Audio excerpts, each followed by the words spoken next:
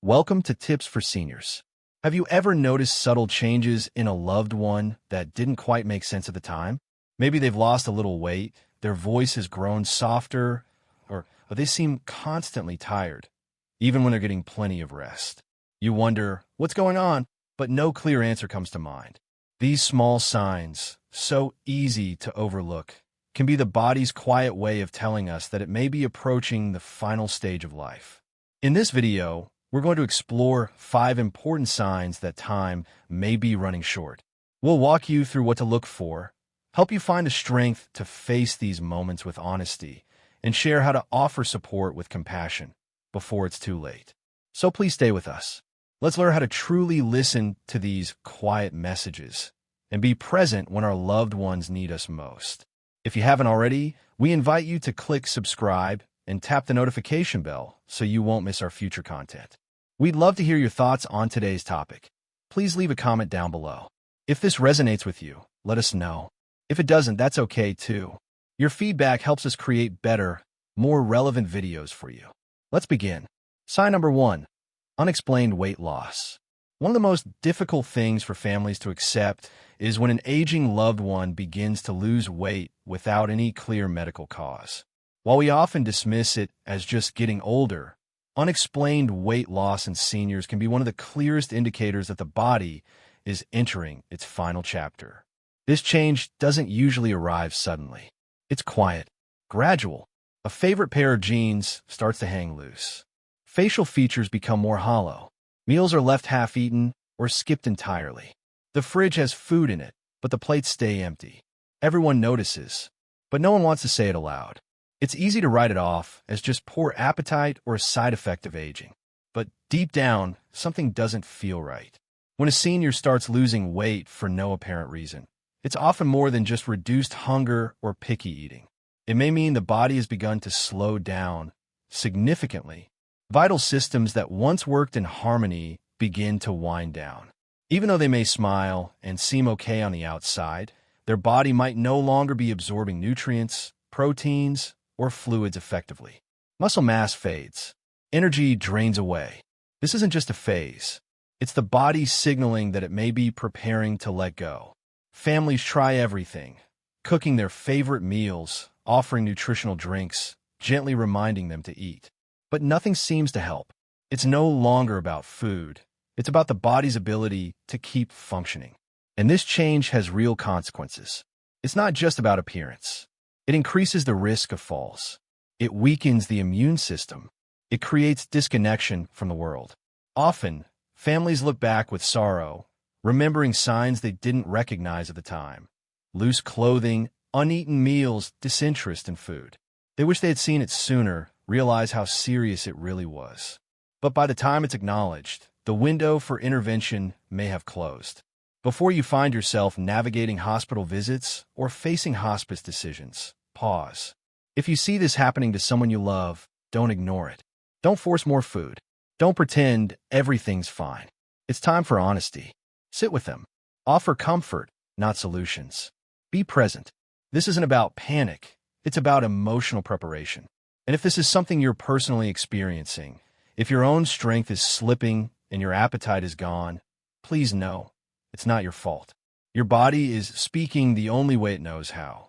It's telling the truth, even if no one wants to hear it. Please don't dismiss it. Don't convince yourself it's nothing. By the time others can clearly see what's happening, you may already be far along in this process. Let's face these signs together with grace, honesty, and heart.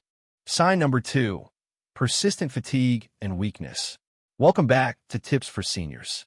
Have you ever watched someone you love slowly change in a way that you couldn't quite explain? It might start with something small. Maybe they stop joining family dinners, or they no longer get dressed in the morning without help.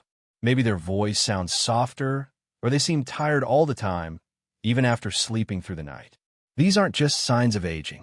Sometimes they're signs that a person's body is quietly preparing to wind down.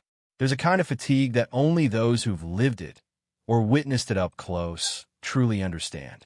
It's not the kind of tiredness that goes away with a nap. This is a deep, bone-level exhaustion that seeps into every part of a person's being. It's a kind of weariness that doesn't just affect the body, it touches the soul. And for many seniors nearing the end of life, this deep weakness becomes part of their daily reality. It doesn't arrive suddenly. Instead, it creeps in gently, slow, and steady. One day, walking from the bedroom to the kitchen becomes a major task. The next day, getting out of bed feels impossible. Meals are left untouched, not out of stubbornness, but because even lifting a fork feels overwhelming. It's not laziness. It's not a lack of motivation. It's the body beginning to slow down. The heart isn't pumping like it used to. Circulation slows. Muscles get less oxygen. Every organ starts conserving energy. Routine tasks, bathing, brushing teeth, making a sandwich, start demanding more strength than the body can give. To loved ones, it might seem like their parent or spouse is just resting more. Maybe they think mom's just a little tired, or that grandpa's simply not in the mood to talk. But what's really happening is far deeper. Every movement, every word becomes an uphill battle. Every day is a quiet war against a body that's starting to let go. The emotional toll can be just as painful. Many older adults sense what's happening to them. They know something has shifted inside, but they don't say it out loud. Pride or fear keeps them silent. They don't want to burden their children. They don't want to be the reason for anyone's worry. So they retreat. They stop attending church socials. They stop calling their friends. They begin to fade quietly into the background. They're still alive, but not quite living in the same way. Family members often struggle to make sense of it. They try everything, inviting them out for walks, planning visits, cooking their favorite meals. But nothing seems to help. That's because what's happening isn't about motivation. It's about biology. The body isn't getting weaker because of neglect.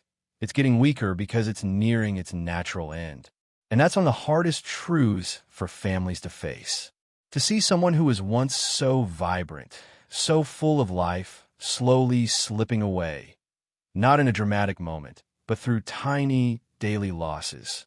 It feels like you're losing them twice, once in spirit and again in body. Trying to push them, urging them to get up or keep fighting, often does more harm than good. What they truly need is peace. They need someone who will simply sit beside them, hold their hand, and just be there. Not to fix, not to change, but to comfort. Because sometimes the most powerful expression of love isn't a grand gesture or a heroic act. Sometimes it's silence. It's presence. It's being willing to walk with them through this final chapter without fear. If you're noticing this kind of deep fatigue in someone you love, if they're retreating from the world, struggling to complete basic tasks, or seem to be drifting away, don't dismiss it. Their body might be speaking a truth they can't put into words. Listen, be kind, let them rest, and above all, accept that this may be their way of preparing to say goodbye. Not because they've given up, but because they're on their way home. Sign number 3, mental fog and emotional withdrawal. If you haven't already subscribed to our channel, I encourage you to do so and turn on the bell so you won't miss any of our new videos. There's a kind of loss that happens long before the final goodbye is ever spoken. A quiet fading, not loud or dramatic, but gentle and invisible. It doesn't begin with silence. It starts with confusion. At first, it's easy to dismiss. Maybe your mom calls you by your sister's name, or your dad asks what date is 3 times in the same afternoon. You might laugh it off, chalk it up to aging. A little forgetfulness. Who doesn't have that? But then the pattern begins to grow. The same questions, looping like a stuck record. Days go by, and their face starts to feel a little unfamiliar, like something behind their eyes has started to drift. This isn't just forgetfulness. It's the mind slowly losing its grip on the present. As the body slows and circulation weakens, the brain, just like any other organ, struggles to get the oxygen and nutrients it needs. And when it doesn't get what it needs, the mind starts to wander. Sometimes this change happens so slowly you barely notice. Other times, it strikes like a sharp jolt, suddenly transporting them into a different reality. Their eyes might start to look distant, focused on something far away. Their attention drifts to a place you can't follow. They stare out the window for long moments, lost in a thought you can't reach. Conversations become harder, more exhausting. Even simple questions seem overwhelming. Eventually, the words fade completely. I remember this with my dear friend Marion. For nearly 25 mornings, we sat together on her porch, sipping coffee, laughing like kids. She was sharp, witty, always one step ahead in any card game. Then one morning, she forgot to shuffle the deck. We laughed it off, just a slip of the mind. But the next time she came over, she asked me where my husband was. He had passed away 5 years earlier. She had been there at the funeral. She held my hand while we cried together.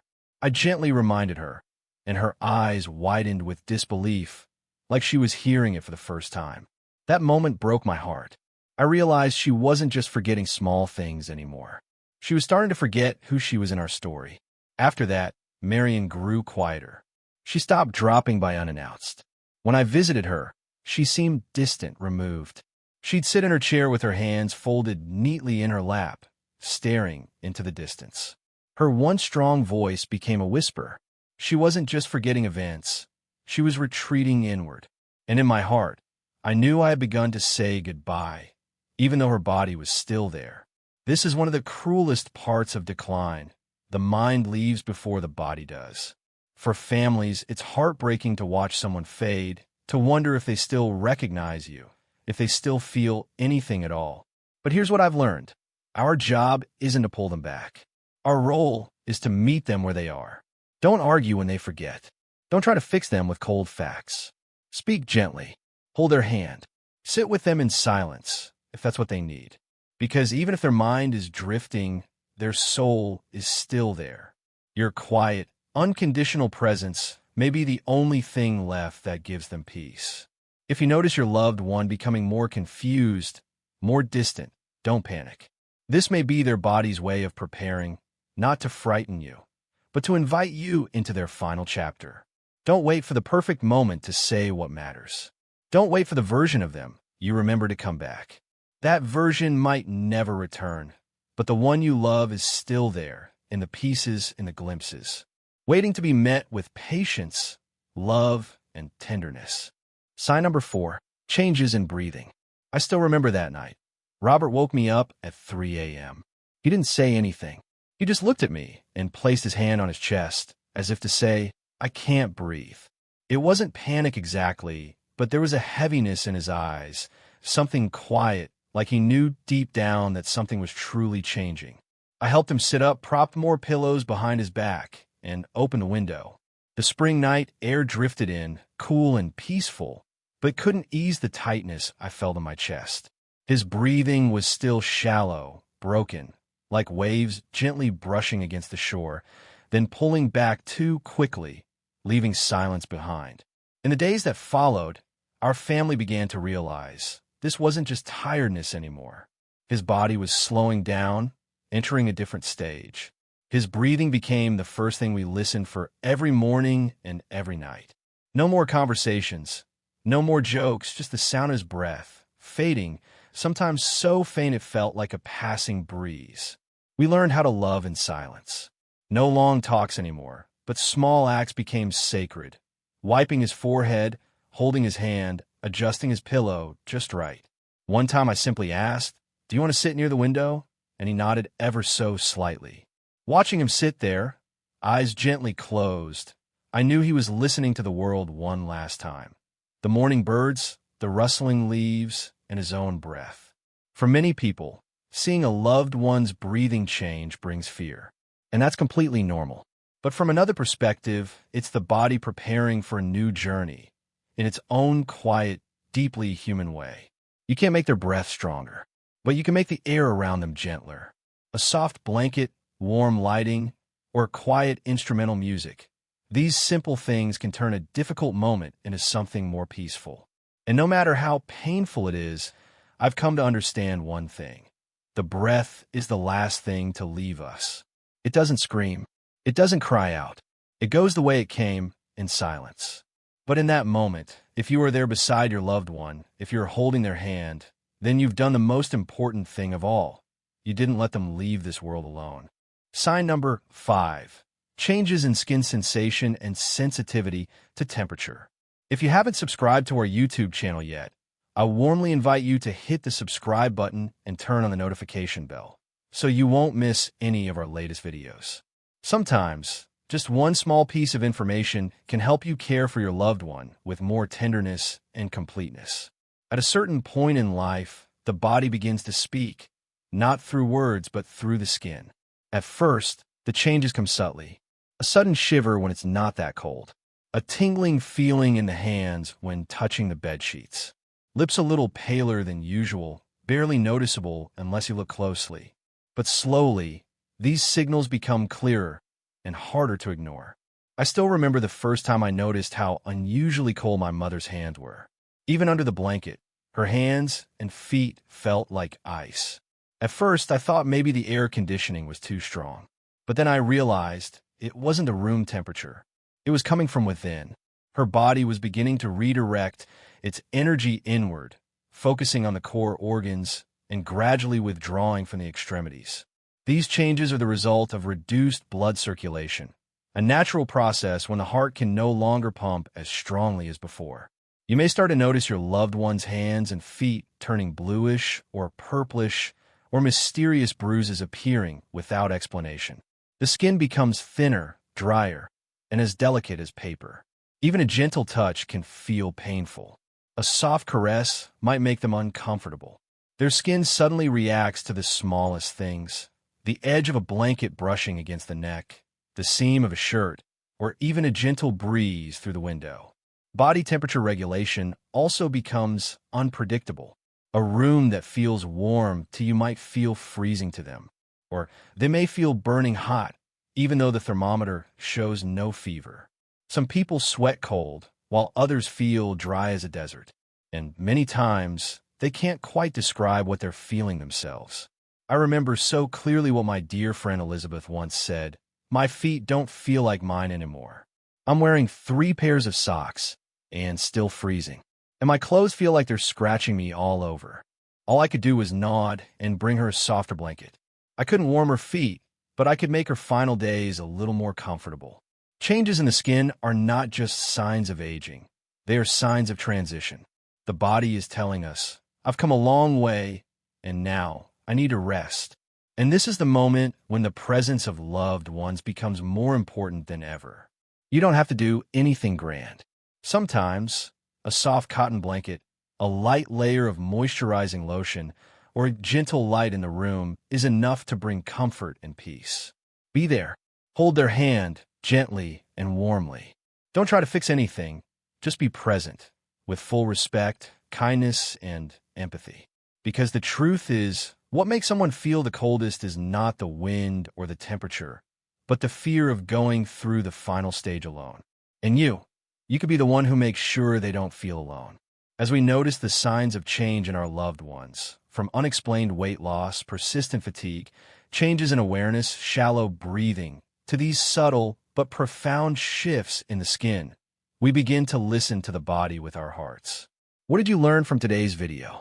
How will this knowledge help you care for a loved one or prepare for your own journey one day? Please share your thoughts in the comments below. If you found this video helpful, don't forget to like, share, and subscribe to Tips for Seniors. Your support means the world to us. And remember, sometimes just one small act can bring great peace to someone in the most delicate stage of their life.